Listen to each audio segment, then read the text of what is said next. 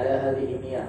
Kita baca surat Al-Fatihah. Semoga Allah beri kita kesehatan, Allah beri kita kemudahan dalam segala urusan, dan Allah beri kita pemahaman dari ilmu yang akan kita dapatkan. Dan semoga dengan ilmu yang akan kita dapatkan menjadikan kita lebih takut kepada Allah Subhanahu wa taala, menjadikan kita lebih dekat kepada Allah Subhanahu wa taala, menjadikan kita lebih bermanfaat bagi bangsa dan agama serta seluruh umat manusia.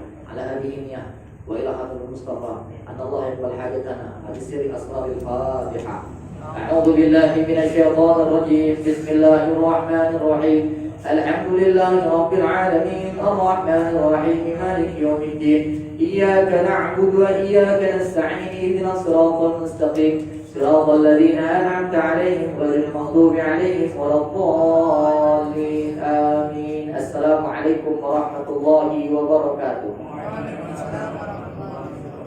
Alhamdulillah, asyhadu an la ilaha illallah wahdahu la syarika lah, wa asyhadu anna sayyidina wa nabiyyana Muhammadan 'abduhu wa rasuluhu sayyidul khalaiqi wal bashar.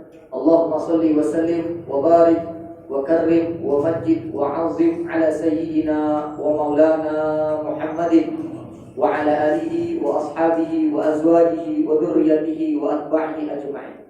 Rabbana fa'alna bima 'allamtana wa 'allimna ma yanfa'una waj'alna minal mutawadhi'in wa la taj'alna minal mutakabbirin. Semoga Allah menjadikan kita orang-orang yang selalu merendahkan hati dan tidak menjadikan kita orang-orang yang sombong dan membanggakan diri. Waj'alna wa min ahlina wa azwajina wa auladina wa dhurriyyatina minas shalihin wal muttaqin wal muhibbin wal mukhlishina lillahi rabbil alamin. Amma ba'd. Innahu min Sulaiman wa innahu bismillahirrahmanirrahim. Amma ba'd. Kepada pengurus Masjid Al-Jamaah dan semua jamaah salat maghrib menuju isya pada hari yang penuh berkah dan masjid yang penuh mulia, semoga Allah mendatangkan malaikatnya yang mulia untuk mencatat kita termasuk orang-orang yang mengharapkan ampunannya Allah Subhanahu wa taala, sehingga tidaklah kita balik pulang dari rumah Allah ini ketika nanti sampai pulang ke rumah kita kecuali dalam keadaan dosa kita semua telah diampunkan oleh Allah Subhanahu wa taala. Bapak Ibu pengurus Masjid Al-Jamaah rahimakumullah, pada beberapa waktu yang lalu kita sempat menyinggung tentang hadis inna ummati sataftariqu ala salasa wa sab'ina firqah kulluha finnar illa wahidah. Umatku akan terpecah menjadi 73 golongan. Semuanya masuk neraka kecuali satu yang masuk surga. Wahia, yaitu al-jamaah, kelompok ahlus sunnah wal jamaah. Ini bukan masjid al-jamaah saja yang masuk surga, ya. Nanti masjid yang lain tersinggung. Jadi al-jamaah adalah orang-orang yang istiqomah dalam ahlus sunnah wal jamaah, mengikuti sunnah baginda Rasulullah dan suka melakukan kebaikan secara berjamaah. Tetapi kemudian kita pada minggu yang lalu juga kita bahas, minggu yang lalu ya, beberapa pertemuan yang lalu, kita satu bulan yang lalu. Ternyata ada hadis versi kedua, inna ummati sataftariqu ala bid'i sab'ina firqah. Sesungguhnya umatku akan terpecah menjadi 70-an golongan. Kulluha finnar, kulluha fil jannah. Nanti umatku akan terpecah menjadi 70-an golongan. Semuanya akan masuk surga kecuali satu yang masuk neraka. Wahia, yaitu az-zanadiqah, kelompok zindik, kaum munafik. Jadi seakan-akan hadis ini bertentangan, tetapi ternyata setelah kita kompromikan dua hadis ini, ternyata agama Islam itu akan meraih kenikmatan yang namanya surga yang telah Allah siapkan. Jadi kalau ada yang mu'allaf di sini, ya, tadi ada jamaah kita yang mu'allaf kata saya dengar, ya alhamdulillah, yang mengucapkan dua kalimat syahadat, yang telah mengatakan dia saksi bahwa tidak ada Tuhan selain Allah dan Nabi Muhammad adalah utusan Allah, maka dia berhak mendapatkan kenikmatan surga yang telah Allah siapkan. Jadi insya Allah semua yang sudah masuk dalam agama Islam, beriman kepada Allah dan Rasulnya, akan masuk surganya Allah. Sehingga tidak perlu kita perselisihkan lagi tentang hadis tersebut, tentang beberapa golongan yang mana yang masuk surga, yang mana masuk neraka. Itu sudah kita jelaskan pada pertemuan yang lalu. Kemudian pada pertemuan ini sedikit menyambung tentang kajian kita yang lalu, bahwasanya kami dulu sempat yang pernah kami sampaikan juga, kalau tidak salah di sini juga kami sampaikan, kalau tidak berarti inilah yang pertama kali di sini kami sampaikan, bahwasanya kita yang mayoritas bermadhab Imam Syafi'i, maka mesti wajib menahan diri terhadap beberapa kelompok yang tidak sama pemahamannya dengan kita. Itulah yang kemarin di Polda mengundang kami 2 ustadz. Satu ustadz ini ternyata setelah kajian kami ketahui bahwa dia dari saudara kami kelompok Salafi yang duluan datang, kemudian kami yang kedua datangnya. Alhamdulillah saya bisa duduk bersama beliau memberikan pemahaman kepada Polda, bagian intelijennya. Temanya adalah bagaimana menjaga kerukunan antar madhab di Indonesia. Sebab kalau menjaga kerukunan antar beragama sudah disiapkan oleh pemerintah, tapi antar madhab ini, karena sering terjadi perang antara Sunni dengan Syiah, ya, bahkan menghilangkan nyawa. Ini sangat merugikan persaudaraan sesama agama Islam. Nah, oleh karena itu kami sampaikan bahwasanya kalau pemerintah bisa membuat undang-undang kerukunan antar agama, maka pemerintah wajib membuat undang-undang kerukunan antar madhab. Kenapa tidak bisa? Apa maksudnya, Ustaz? Di Indonesia mayoritas madhab kita Imam Syafi'i, yang suka baca tahlil, yang suka baca zikir berjamaah, doa bersama, talqin dan lain sebagainya. Maka kita mayoritas, dan yang mayoritas wajib menahan diri. Tidak boleh merasa bangga diri, besar hati, besar kepala, lalu menyalahkan dan mengharumkan kelompok-kelompok yang baru datang. Selama dia saudara kita, seagama kita, kita wajib terima mereka. Mungkin caranya yang beda, tapi tujuannya tetap sama. Jadi kita yang mayoritas gak boleh langsung menyerang, apalagi memukul, apalagi sampai menghilangkan nyawa orang, hanya gara-gara perselisihan atau perbedaan dalam pandangan pemikiran agama Islam. Caranya yang beda, teknisnya yang beda, tapi tujuannya sama. Maka ketika ada kelompok yang baru datang, kita terima. Kita wajib menahan diri, berikan dia kesempatan untuk beribadah dengan caranya juga, selama masih terdapat dalam kelompok ahlu sunnah wal jamaah, yaitu 4 madhab Hanafi, Maliki, Syafi'i, dan Imam Hambali. Namun sebaliknya juga, manakala ada kelompok yang baru datang sebagai kelompok minoritas, datang ke tempat mayoritas, maka mereka wajib tahu diri. Ini saya sampaikan, saya ceritakan ketika saya nyampaikan ke Polda ceritanya. Ini cerita saya ya, Pak. Tidak bermaksud untuk apa-apa. Saya bilang kan, saya sampaikan, kelompok minoritas wajib tahu diri. Maksudnya apa? Bahasa halusnya wajib adaptasi, menyesuaikan diri. Jangan mentang-mentang baru datang, seakan-akan dia yang mempengaruhi orang yang sudah lama di tempat itu melakukan kebiasaan yang sudah sesuai syariat agama Islam, tapi dia salahkan. Ini akan terjadi gesekan di antara kita. Yang rugi siapa? Umat Islam, persaudaraan kita, persatuan kita. Yang beruntung dan tertawa siapa? Di luar agama Islam. Itulah harapan mereka untuk merusak persaudaraan umat Islam yang jumlahnya jutaan dan mayoritas yang berada di Indonesia ini. Akhirnya kita masing-masing sibuk dengan masjid kita. Andai kata semua masjid ini, mohon maaf ya, saya banyak ceramah keliling ke masjid-masjid, saldo kasnya ratusan juta rupiah. Andai kata digerakkan semua, diambil loh 1 juta, 1 juta, 1 juta, 1 juta, 400 kota, 400 masjid di Pontianak ini nyumbang 1 juta, kalikan 400 berarti 400 juta, masukkan ke Al-Jamaah. Bulan depan selesai masih Al-Jamaah ini pembangunannya. Betul tidak? Tak perlu nunggu pemerintah, tak perlu nunggu anggota dewan, tak perlu proposal cair dananya, kelamaan.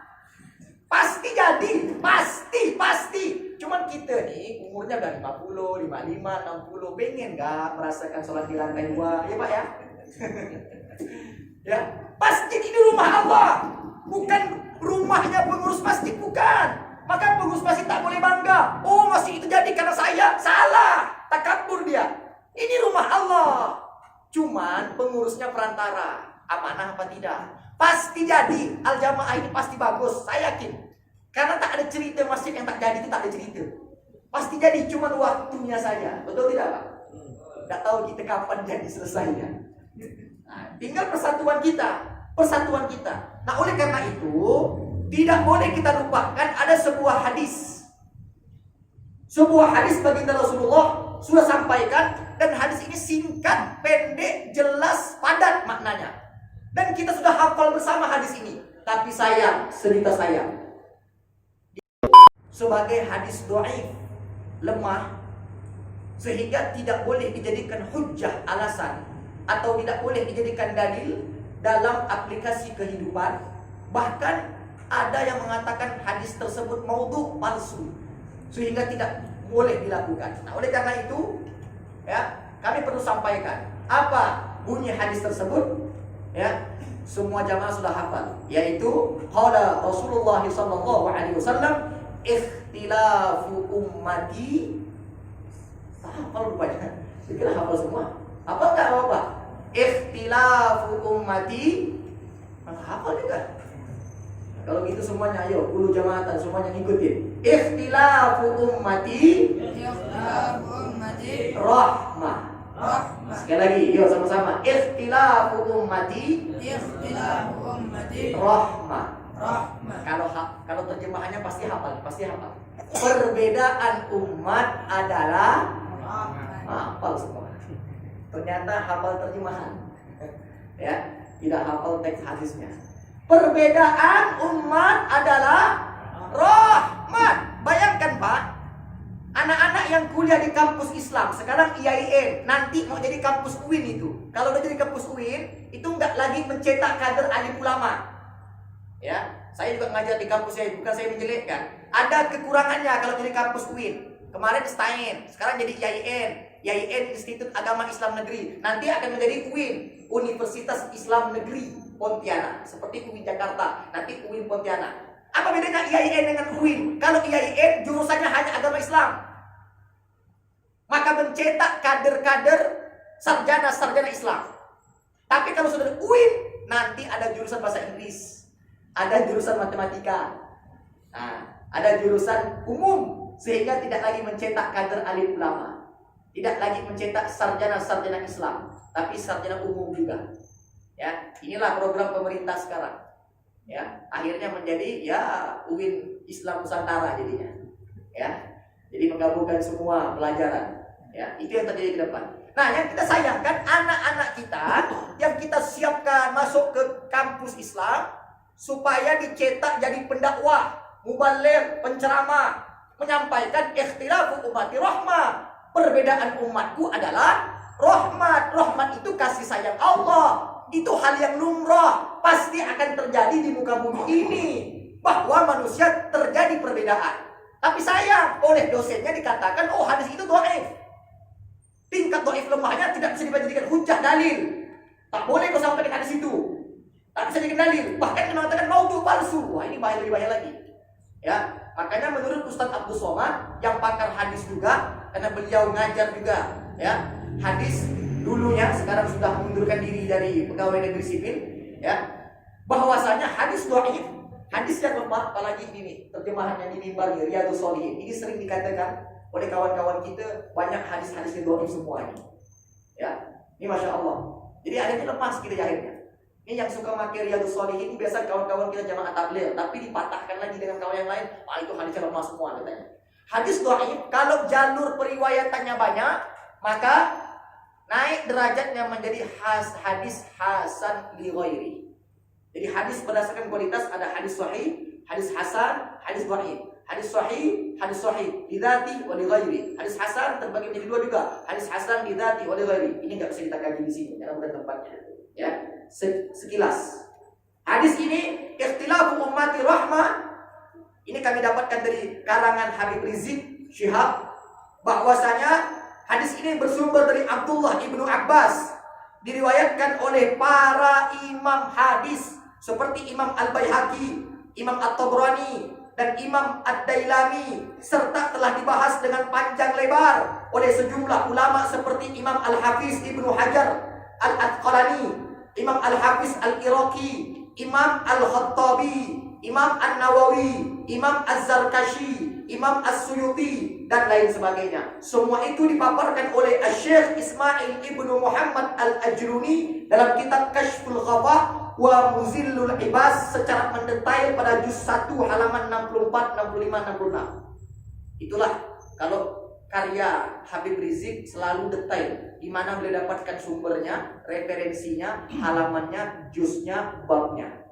Itu kalau karya Habib Rizik. Makanya ketika dialog dengan almarhum Profesor Dr. Haitami Salim, beliau sangat mengakui keilmiahan yang disampaikan, yang dipaparkan, yang ditulis dalam karya atau buku yang dikarang oleh Habibuna Habib Muhammad Rizik Syihab. Semoga Allah lindungi beliau dan keluarganya di kota Mekah dan dapat kembali ke Indonesia. Amin ya rabbal alamin.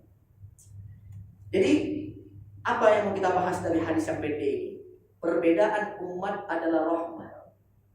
Pertama, hadis ini jangan dipahami sebagai pola pikir mafhum mukhalafah.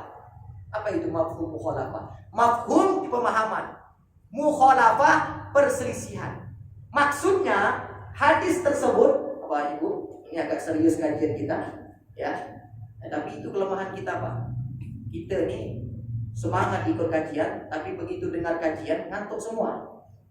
Tapi kalau kajiannya ketawa-ketawa, lucu-lucu, diundang lagi yang kedua. Beda dengan kawan kita yang sebelah itu. Kalau kawan kita yang sebelah, dia nggak mau yang tertawa-tawa, dia mau yang kajian khusus betul-betul gitu. Bahkan fokus mendengarnya. Nah, kalanya kita tuh di situ, Pak. Jadi kita lebih banyak dapat ceramah yang lucu ya, tak ada ilmunya. Sedang ketawa aja. Nah, ya, kalau mereka dapat kajian ilmu yang serius sehingga bertambah ilmunya. Ya, cuma sayang tidak mau bersaudara, ini susahnya, ya. Hadis mafhum mukhalafah. Jangan dipahami hadis ini sebagai mafhum mukhalafah. Memahami sehingga menyelisihkan. Maksudnya apa?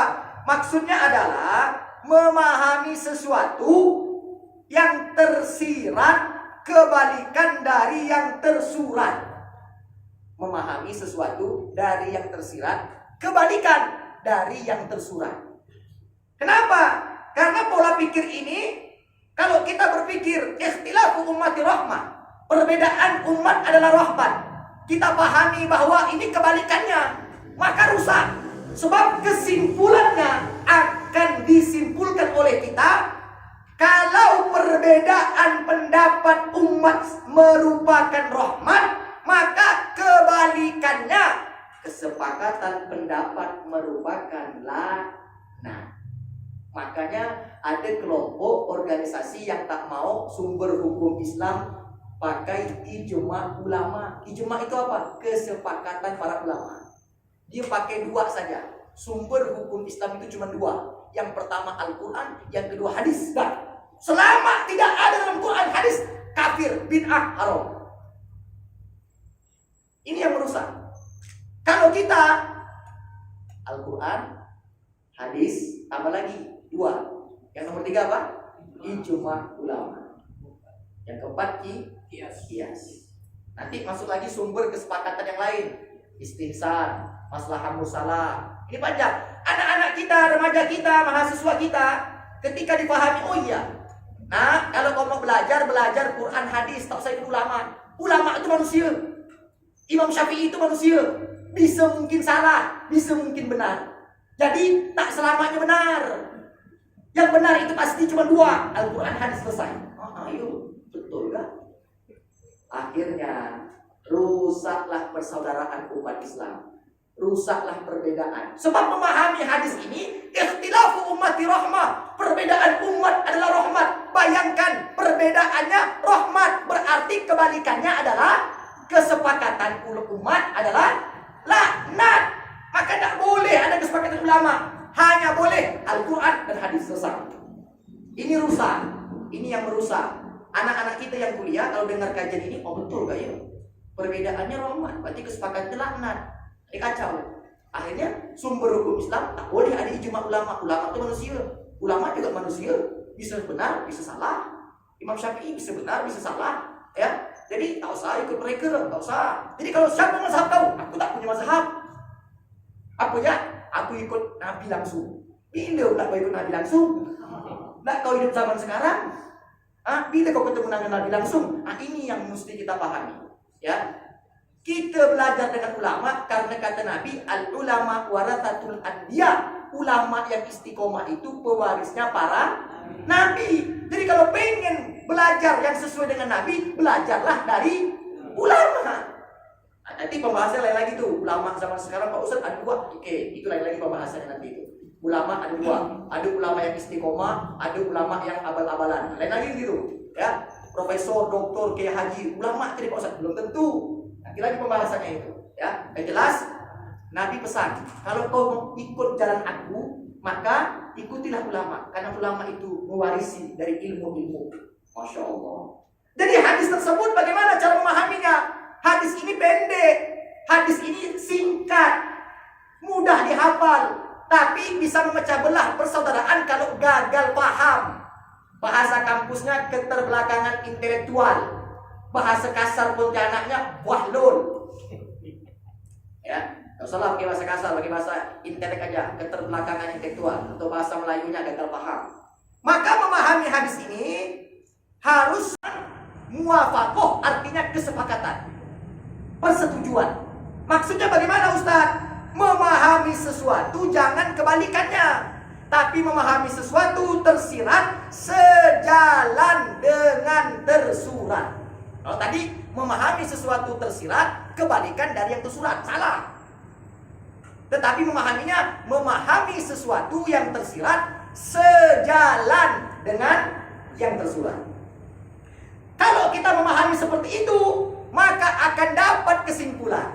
Apa kesimpulannya? Kesimpulannya adalah kalau perbedaan umat saja rahmat, maka apalagi kesepakatan umat lebih jauh mendapatkan rahmat.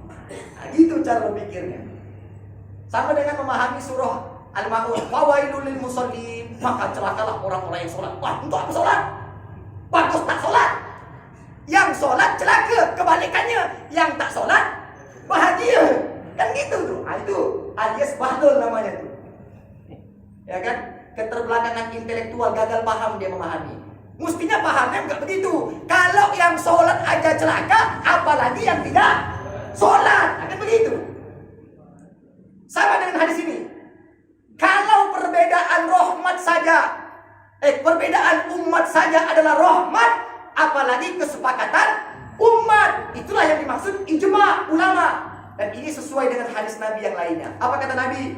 Kalau Rasulullah SAW, Rasulullah mengatakan dalam hadisnya, inna ummati, sesungguhnya umatku, la tajtami'u, tidak akan berkumpul ala dhalalatin, terhadap suatu kesesatan.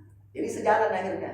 Oh iya, kalau udah ulama-ulama berkumpul seperti kemarin, ulama mengundang semua ulama yang ada di Indonesia, memberikan fatwa.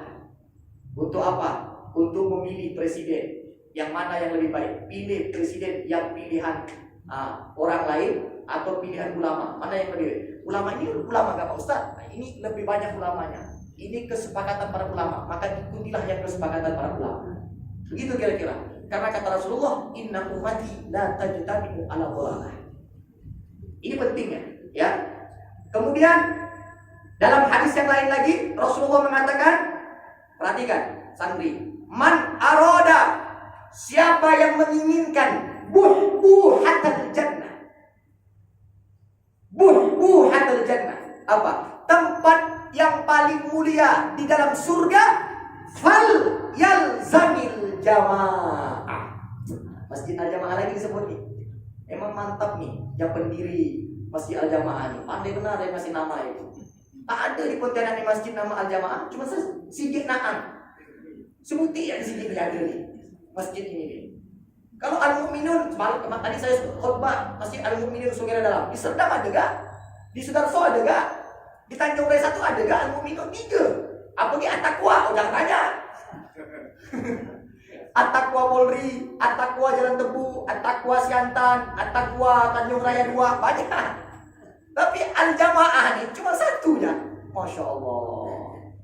Ini diulang lagi dalam hadis kata Rasulullah, man arada buhbuhatal jannah, siapa yang menginginkan tempat mulia di surga, falyalzam al-jamaah, maka dia mesti melazimkan, mendawamkan, membiasakan sesuatu kebaikan secara berjamaah.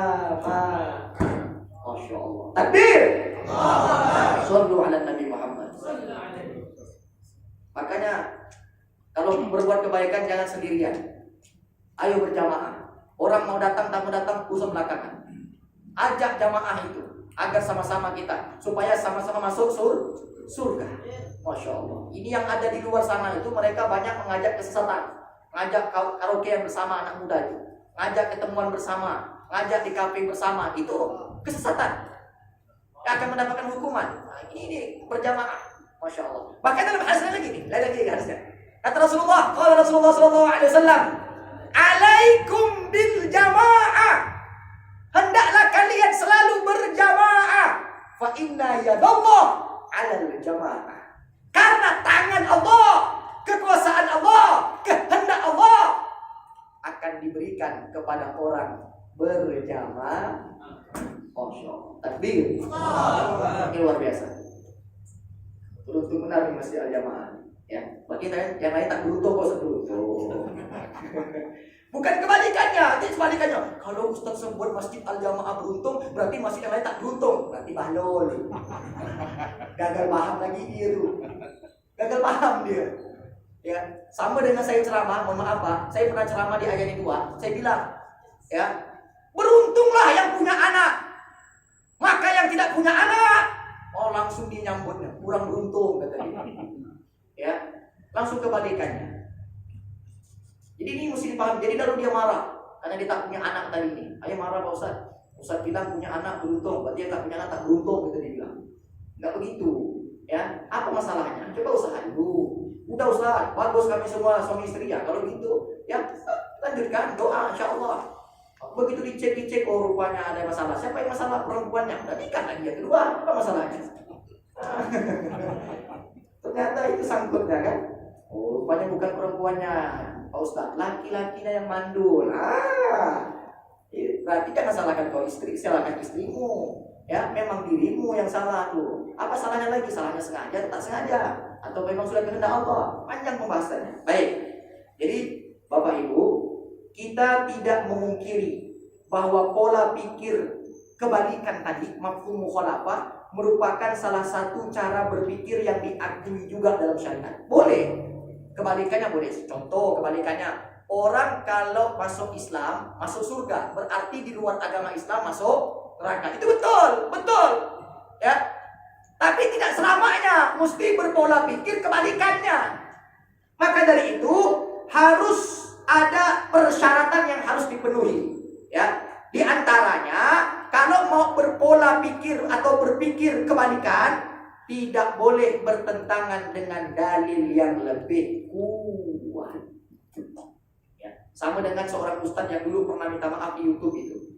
Wa wajadaka dhallan fahada katanya. Dan kami mendapatkan engkau Muhammad dalam keadaan dhallan, sesat, fahada, lalu diberi petunjuk. Berarti kalian yang mengadakan maulid, merayakan hari lahir Nabi adalah merayakan hari lahir kesesatan Nabi katanya. Oh, langsung ditegur habis-habisan, ujung-ujungnya minta maaf dia. Ya, nah, ini gagal paham yang seperti ini. Ya, menafsirkan berdasarkan tafsirannya sendiri, tidak mau berdasarkan tafsir para ulama. Baik, kita fokus kembali kepada ini. Maka mafhum muwafaqah, mafhum yang mengatakan memahami sesuatu yang tersirat sejalan dengan yang tersurat, ini disepakati oleh ulama sebagai hujjah, alasan yang kuat daripada mafhum mukhalafah kebalikannya. Lanjut lagi, ya, lanjut lagi. Oh belum? Hah?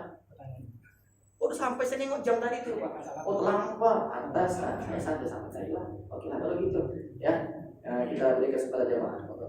Silakan para jemaah yang ingin mengajukan pertanyaan. Ada nggak? Bang Mara satu dari saya. Kesepakatan imam itu, empat itu. Apakah ada kesepakatan? Dan kita lihat dari imam-imam itu masing-masing pendapat. Bagaimana menurut tentang kesepakatan? Ini yang mesti kita pahami. Baik, sekarang sebelum saya jawab, ini yang harus kita jelaskan, harus tuntas. Ya, ini ada beberapa pandangan As-Sayyid Muhammad Ibnu Alwi Al-Maliki Al-Hasani dalam kitab terbarunya Manhaj As-Salaf fi Fahmi An-Nusus Baina An-Nazariyah wa Tatbiq. Dalam mukadimahnya menukilkan beberapa ucapan sejumlah guru. Pertama, Sayyid Alwi Ibnu Abbas Al-Maliki Al-Hasani, beliau ayahanda sekaligus guru penulis kitab itu, pernah mengatakan, wala syakka annal alim kullama tasa' fikruhu wa ilmuhu tasa' qalbuhu wa sadruhu. Tidak diragukan bahwa sesungguhnya seorang ulama semakin luas pemikiran dan pengetahuannya, maka semakin lapang hati dan dadanya. Oke, satu. Yang kedua, Syekh Hasan Al-Yamani mengatakan, inna talibal ilmi kullama zada fikhuhu wa nazaruhu fil madahib fi inkaruhu 'alan nas. Sesungguhnya seorang penuntut ilmu semakin bertambah pemahaman dan pandangannya dalam urusan madhab, maka semakin sedikit sikap ingkarnya, sikap menyalahkannya kepada mazhab lain. Kalau semakin bertambah, makin bagus berarti, makin bijaksana, tentunya begitu. Yang ketiga, Syekh Hasan Al-Masyad pernah menegur siswanya, santrinya yang sedang mengecam orang awam dalam salah satu ibadahnya atau dalam satu amaliyah pekerjaannya. Apa kata guru ini mengatakan kepada muridnya? Hal ta'raf ma huwa madhabu? Kau marahkan dia, kau salahkan dia, kau bid'ahkan dia. Kau tahu tak madhabnya apa? Wa hal arafta hukma hadhihi mas'alah fi madhabi? Dan apakah kau tahu hukum masalah ini dalam madhabnya? Wa hal alamta ma huwa dalil hadhihi mas'alah fi madhabika anta? Dan apa kau tahu dalil masalah ini dalam madhabmu sendiri? Wa hal alimta ma huwa dalilul mukhalif? Dan apakah kau tahu dalil yang menentang madhab kau sendiri? Wa hal alimta jawabuhu an dalil? Dan apakah kau tahu jawaban yang menentang terhadap dalil madhab? Itu ditegur habis-habisan ini. Jadi jangan serta-merta langsung salahkan orang. Ini kenapa ini begini? Ini kenapa begini? Udah neraka. Tunggu dulu. Kau tahu enggak madhabnya siapa? Kau madhabnya apa? Dalilnya apa? Dalil kau apa? Dalil untuk tentang kau apa? Dia tidak dalil juga. Ini pernah tegur. Ya. Syekh Muhammad Yusuf mengatakan terakhir, sesungguhnya inna aktsarul masyakil wal masaib ta'ti mimma yatasaddar lil amri bil ma'ruf wan nahyi 'anil munkar wa huwa laysa lahu bi ahli. Kata Syekh Muhammad Nur Yusuf mengatakan, kebanyakan musibah, kesulitan, pertentangan, perselisihan itu muncul datang dari orang yang suka menyalahkan orang lain sedangkan dia tidak tahu tentang dalilnya. Nah, ini yang terjadi, ya. Jadi perbedaan pendapat lahir dari perbedaan pola pikir dan cara menafsirkan terhadap Al-Quran dan Sunnah. Ini wajib kita hargai, karena itulah perbedaan pandangan ulama. Tapi kita mesti pahami, kalau perbedaan itu lahir akibat dorongan hawa nafsu dan permutarbalikan nas syar'i, sebentar Pak ya, nanti jawabannya akan terjawab. Maka ini bukan lagi perbedaan, tapi penyimpangan. Bedakan. Ada perbedaan, ada penyimpangan. Kalau perbedaan lahir dari cara interpretasi, cara penafsiran ulama terhadap Al-Quran dan hadis. Contoh dalam surah Al-Maidah. Ya ayyuhalladzina amanu idza qumtum ilas shalah faghsilu wujuhakum wa aydiyakum ilal marafiq wamsahu bi ru'usikum wa arjulakum ilal ka'bain. Ya, wahai orang-orang beriman, kalau kau mau sholat, maka cucilah, basuhlah mukamu dan kedua tanganmu sampai siku, dan usaplah kepalamu. Wamsahu bi ru'usikum, dan usaplah kepalamu. Mazhab Imam Hambali mengatakan kepala. Yang namanya kepala dari depan sampai belakang. Maka cara wudhu Imam Hambali mulai di sini sampai ke belakang langsung ke telinga. Jangan dipisahkan. Ini kepala 3, telinga 3. Salah, bid'ah, sesat katanya. Tunggu dulu. Itu mazhab Hambali. Mazhab Imam Syafi'i mengatakan bukan ru'usnya yang digarisbawahi kepalanya, tapi wamsahunya. Tadi kalau muka ayatnya faghsilu, cucilah. Tangan tangan sampai siku, cucilah. Tapi kepala, basuhlah. Apa bedanya? Kalau cuci semuanya, kalau basuh separuhnya. Ayatnya sama, tapi cara pandangannya berbeda, cara interpretasinya beda, cara penafsirnya beda. Siapa yang menafsirkannya? Ulama, bukan kita. Kita nggak berani, kita bukan mujtahid. Ya, nah inilah perbedaan. Roh umat adalah rahmah. Kan enak tuh. Mau yang sebagian silakan, mau yang sampai kepala ke telinga langsung silakan. Dua-duanya benar, jangan saling menyalahkan. Yang salah tuh sapu tengkonya, tengkonya sana. Tak ada kepala, tak ada telinga. Itu salah, ya tak sesuai dengan ulama. Baik ya. Perbedaan lahir dari cara interpretasi, cara penafsiran ulama terhadap Al-Quran dan hadis. Sedangkan penyimpangan lahir dari dorongan nafsu dan kepentingan pribadi. Sehingga kata Habib Rizik, perbedaan harus dihargai, sedangkan penyimpangan harus diperangi. Dan kita harus pandai-pandai menempatkan mana yang perbedaan, mana yang penyimpangan. Sering terjadi penyimpangan dianggap perbedaan, perbedaan divonis sebagai penyimpangan. Akibatnya kerancuan sikap yang bisa mengantarkan kepada perpecahan. Contoh kasus, segolongan kaum Islam melihat keragaman agama sebagai perbedaan, bukan sebagai penyimpangan, sehingga harus dihormati. Akibatnya, ya, mereka tidak mau mengkafirkan kekafiran, tidak mau mengkafirkan orang kafir. Orang kafir jangan disebut kafir, nanti tersinggung dia. Jadi apa dia? Katakan dia non muslim. Qul ya ayyuhal kafirun. Artinya katakanlah, hei orang-orang non muslim. Allah tahu pokoknya. Itu udah jelas. Qul ya ayyuhal kafirun artinya katakanlah, hai orang-orang kafir. Tak boleh. Nanti dia marah, tersinggung. Ini juga saudara kita, saudara sebangsa, setanah air. Nah, ini rusaknya nih. Dianggapnya ini perbedaan, bukan penyimpangan. Padahal Al-Quran sendiri menyebutkan al-kafirun. Kafirun itu asal katanya kafaro. Sampai-sampai orang Inggris menyerap bahasa ini cover. Cover itu apa? Nih sampul buku. Orang yang berada di luar. Cover itu di luar, isinya di dalam. Maka cover kafir itu artinya orang yang berada di luar. Luar apa? Luar agama Islam. Itu bahasa yang paling halus. Tapi masih tak terima. Dianggap di perbedaan, bukan penyimpangan. Makanya Natalan bersama, ya, gereja ada hadra, bahkan azan dulu. La haula. Apa yang kayak begini nih? Ini perbedaan katanya. Jadi kita mesti menghargai. Ya, padahal itu penyimpangan. Sebaliknya, ada yang penyimpangan, melihat perbedaan sebagai penyimpangan. Ya, akibatnya mereka mudah mengkafirkan saudaranya. Contoh tawasul ila hadratin Nabi Mustafa Muhammad SAW. Oh, itu nggak boleh. Ya, itu penyimpangan. Padahal itu perbedaan. Tabarruk, cium tangan orang alim ulama ngambil berkah. Ya, oh itu penyimpangan. Tidak ada ajarannya. Ya, padahal itu perbedaan. Contoh zikir bersama pakai keras. Oh itu penyimpangan. Padahal itu perbedaan. Ya, nah ini yang merusak persaudaraan kita. Kalau kita mau belajar sama-sama duduk, sama-sama dengan kepala yang tenang, enak, sehingga nggak perlu kita saling menyalahkan. Ayo sama-sama kita makmurkan rumah Allah ini. Ini masih rumah Allah, bukan rumah pribadi. Jadi nggak perlu kita saling menyalahkan satu dengan yang lain. Cuma cara kita aja yang beda. Anda zikirnya sendiri, silakan. Kami zikirnya berjamaah. Ya, maka hargai kami, hargai Anda semua berzikir, silakan. Anda juga hargai kami yang berzikir. Ini enak.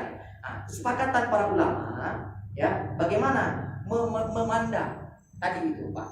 Memandang ketika suatu penyimpangan sebagai penyimpangan. Mazhab ulama semua sepakat bahwa Natalan bersama haram. Itu sepakat ulama. Tidak ada satupun ulama. Lalu ngapa gak Ustadz ada Habib Toha Al-Jufri kemarin datang mengatakan Natalan itu boleh, selamat Natal boleh. Ini yang kurang disampaikan, disinggung sedikit oleh Habib Hanif Abdurrahman, menantunya Habib Rizik, mau tidak mau, dengan tidak mengurangi rasa hormat kepada alim ulama Habib Toha Al-Jufri. Mohon maaf, kami sampaikan bahwasanya yang dikutip oleh Habib Toha Al-Jufri itu, Habib Adi Al-Jufri, Habib Toha Al-Jufri itu yang biasa sholawatan, Habib Adi Al-Jufri. ya, dari Hadramaut gitu, yang datang itu jadikan dalil bagi orang-orang NU boleh Natalan bersama. Mengucapkan selamat itu boleh. Selamat boleh, bukan ada tambahannya yang boleh cuma selamat. Selamat pagi boleh. Kenapa pula mengucapkan sama orang non-Islam boleh selamat pagi? Karena pagi atau selamat siang kaulah penaknat. Selamat siang, iya siang tak kau selamat. Sore kau mampus. Itu bahasa kasarnya. Ya, selamat si pagi, siang, sore, malam boleh. Tapi kalau selamat Natal ditambah dengan Natal haram. Ulama sepakat. Kenapa? Karena Natal itu artinya hari lahir Yesus Kristus sebagai anak Tuhan. Jadi ulama sepakat gak boleh. Ini bisa merusak akidah. Dalilnya jelas. Al-kafirun lakum dinukum waliyadin. Agamamu agamamu, agamaku agamaku. Kalau dipanjangkan terjemahannya, hari besarmu, hari besarmu, hari besarku, ya hari besarku. Natal itu hari besarmu, bukan hari besarku. Maka aku tidak boleh mengucapkan selamat Natal kepadamu. Cukup menghargaimu saja, mempersilahkan kepadamu untuk merayakannya. Cukup selesai. Kecuali Natal tanggal 25 Desember, lalu yang Islam Maulid tanggal 25 Desember berhadapan, contoh kayak masjid misalnya di Syantan, masjid bersebelahan dengan Pekong atau dengan gereja misalnya. Lalu yang satu Haleluya, yang satu Sholatullah. Putar lagu biarkan. Ini enggak tetangga Cina yang di Jalan Surya, Anda mereka lagi Imleknya nih, besok lagi Imlek nih. Oh, mutar gak lagu Sholatullah, Salamullah, marahlah dia. Idul Fitri kau putar lagu takbir Allahu Akbar, Allahu Akbar. Ramadan kau putar lagu juga. Maulid kau putar lagu juga. Imlek pun kau putar gak lagu Islam gak? Kapan katakan penyimpangan sebagai penyimpangan, katakan perbedaan sebagai perbedaan. Maka insya Allah terjalin persaudaraan di antara umat Islam. Saya kira ini dulu yang dapat kami sampaikan. Mudah-mudahan bermanfaat. Subhanallahumma wa bihamdika asyhadu an la ilaha illa anta astaghfiruka wa atubu ilaik. Assalamualaikum warahmatullahi wabarakatuh.